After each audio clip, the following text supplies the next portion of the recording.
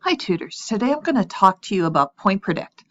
Point Predict is a kind of reader response or think aloud that maybe you can think of it even as a structured stream of consciousness that helps writers understand what is not working in their writing and helps them often understand the rationale for the advice that you're trying to give them.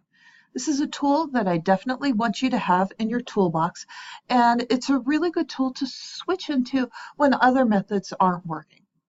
So what is Point Predict? Basically, the tutor reads aloud in a Point Predict section when they're point predicting and pauses after every sentence or two, or sometimes even the full paragraph. But they pause, stop reading, and they summarize what they understand and predict what will come next.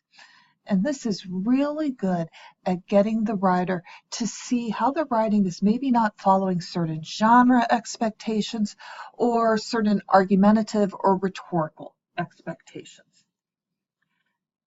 We can think of this as a local strategy, a sentence level strategy that points out global issues.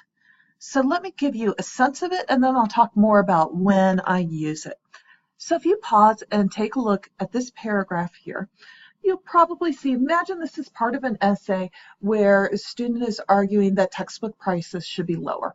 And so they start first with students, why it would be better for students if textbook prices were lower. Maybe they talk about faculty, and then they're talking about publishers. And so this is their paragraph.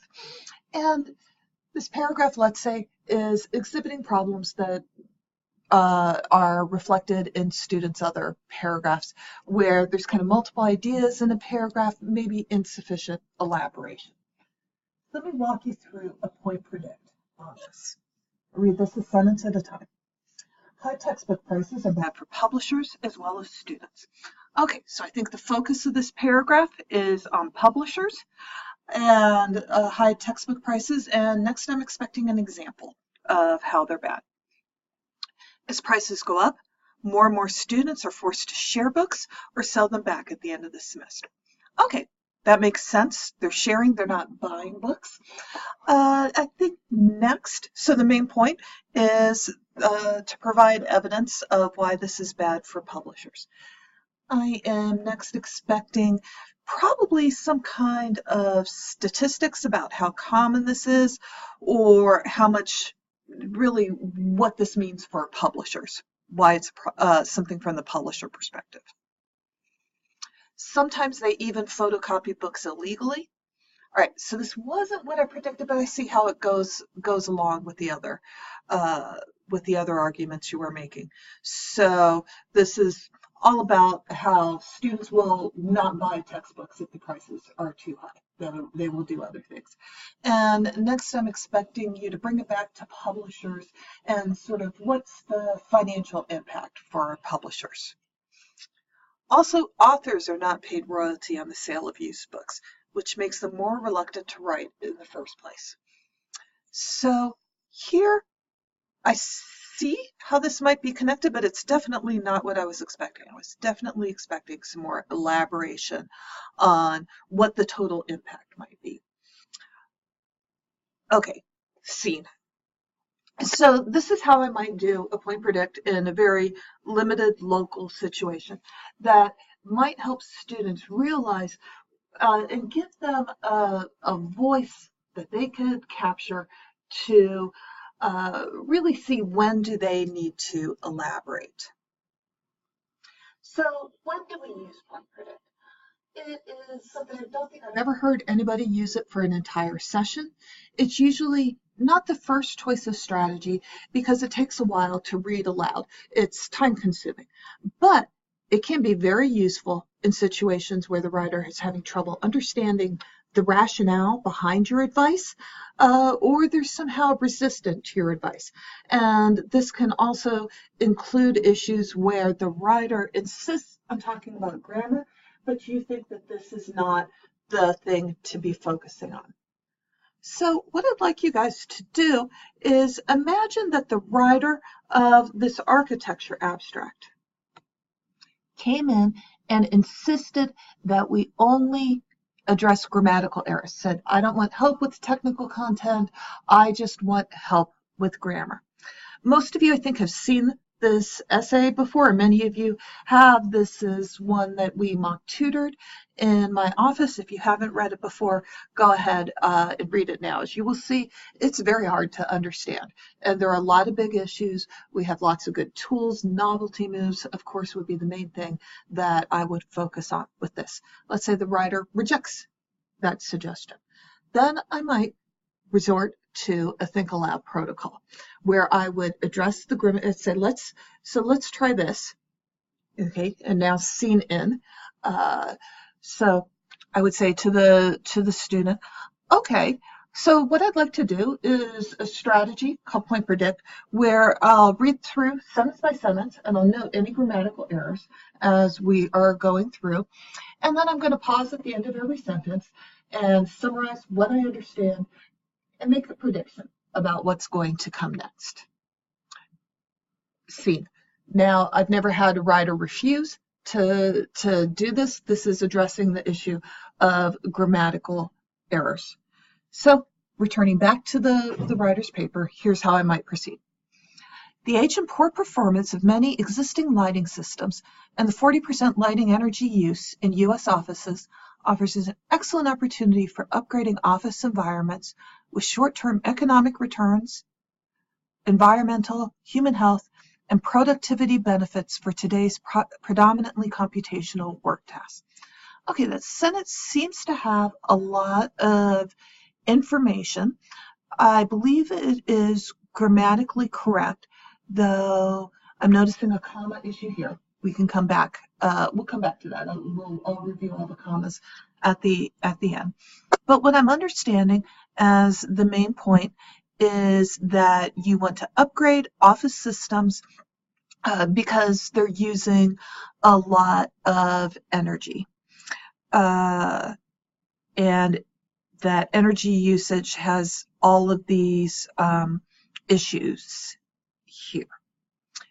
So next I am expecting, well, this is the problem, so maybe I'm expecting either more on the problem of lighting energy use in U.S. offices, or maybe an elaboration on one of these. The sentence has a lot of information, so I'm not quite sure. Or I could see possibly a solution coming next. Let me read. An energy savings payback analysis is often used as the basis to promote greater investment in lighting upgrades. All right, so right here I'm thinking this is the most common solution. However, this right here is a comma splice. So we will come back to this. However, the addition of TBL calculations, the capture, so this should be capture because it's going with calculations, that capture the economic, environmental, and health cost benefits make life cycle arguments more persuasive. Okay, so I'm understanding that you want to add TBL calculations to energy savings payback analysis in order to persuade people about the life cycle of buildings. So next I'm expecting something about how this will work. How does the triple bottom line work, or possibly how does energy savings payback analysis work? This research seeks to develop and quantify environmental and human benefit metrics. All right, so this seems to be moving into your research that can be included in the TBL calculation. And here, there would not be a comma here. And so I'm going to give you a handout on commas, but I want to keep going. To provide decision makers the ability to move beyond first cost decision making. So right here, this is your research project. and you are going to add something to existing TBL calculations to provide decision makers with more accurate information. Okay, time out. Now, if you were in the mock tutoring on this abstract, you would know that this is not at all what the writer was trying to communicate. So the point predict can be a way where I address the grammatical issues, and I could see possibly going on to the second paragraph with this method, but in most cases, the writer will stop you and say, wait, let's deal with that. I'm not communicating. I see how you're misinterpreting. So it is a way to kind of concede to the writer's insistence on grammatical issues. You noticed I stopped. I provided some examples, some corrections. I noted the comma issues as something we might return to. But I also kind of focused on the big picture to open up what I see as the more problematic issue. I don't think that, well, there are several grammatical errors in here. I think they are very small compared to the major issues in articulating the project. So this is one example of how you can use Point Predict to redirect a session. It usually, if you're using it in this context, in this sort of fashion, the writer wants to focus on grammar and you're trying to persuade them of something else, then it rarely, I think I end up spending more than 10 minutes on it before the writer says, hey, let's do that other thing. Let's talk about how to make this clear. Let me show you another context for using Point Predict. So I would like to have you guys read this one-page excerpt from an application for a scholarship to CMU's art program. Once you've read this, just about everybody agrees this is very focused on money and much too focused on money grabbing overall. And the student comes off as maybe overly concerned with financial issues. Now, I had this student in a session, and the student was very reluctant to change anything. And I wanted to make a case for why I thought they should include more information about art, describe their art, describe the CMU art program. So I used a Point Predict, and this ended up being a fairly aggressive use of Point Predict, but it was very effective in getting the student to revise. So let me go ahead and model how I would use it. Okay, so the first question here is why the art program? So this is going to be read by administrators and faculty in the college program, and I assume that they are looking for why you're a good fit, why the type of art you do would really benefit from the instruction they provide. So let me go ahead and read. I ended up selecting CMU for a wide variety of reasons, although a large part of that decision lay in the financial support. Okay, so I get that the financial support is important and that you've done research on this. I'm expecting either maybe a little bit about financial support or going back to my original prediction, talking more about maybe connecting the financial support to the type of artwork that you would do, that the type of artwork is particularly costly. CMU guarantees an 80% remission fee to all MFA students.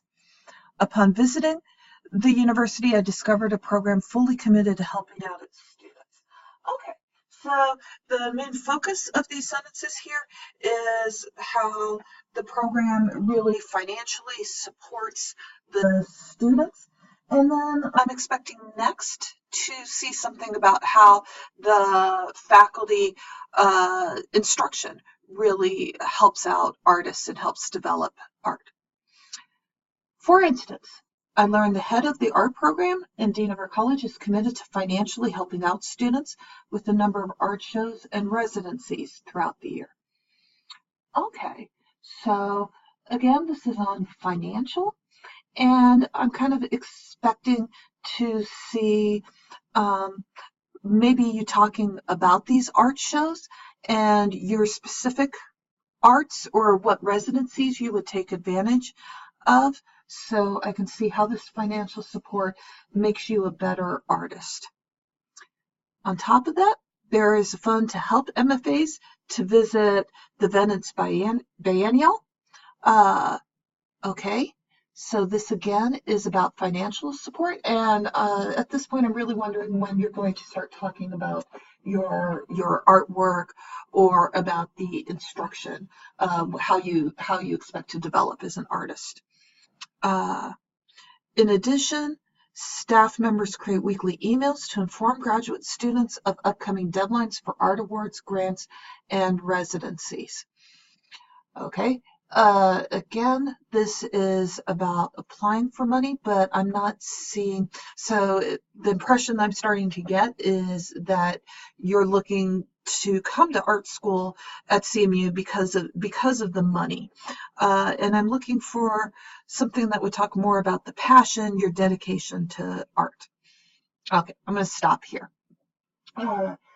So this did end up being effective in getting the student to reconsider and see the type of impression that he was leaving on the reader here.